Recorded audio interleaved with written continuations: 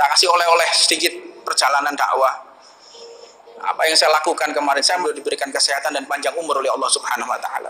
Banyak orang tidak tahu siapa sosok beliau. Banyak orang tidak mengerti. Nah, orang itu dikatakan tak kenal maka tak sayang.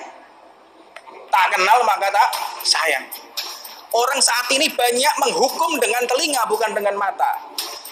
Menilai seseorang dengan telinga, dia dengarkan dari bisikan kanan kiri, dia hukumi. Ini contoh orang-orang yang pasti akiu jongkok.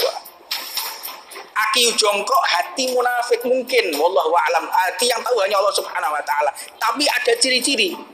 Allah memberikan ciri-ciri. Kalau dia janji nggak ditepati, kalau ngomong berbohong dan lain sebagainya dalam cirinya, Rasulullah SAW disebutkan dalam hadis beliau. Hadisnya Nabi Muhammad SAW menceritakan ciri orang munafik. Di antara juga begitu, bahwa selalu keingkar dalam janjinya, tidak menepati janjinya. Dan kemudian saya menemani beliau. Tentu yang paling sulit menemani beliau itu menjaga hati, Pak. Sulit, setengah mati sulitnya. Karena apa? Orang kalau sudah kumpul dengan pejabat itu tentu ego itu akan naik. Nah, tolong yang batuk-batuk di belakang aja. Saya agak terganggu konsentrasi saya. Enggak apa, karena memang sakit belakang aja, Pak.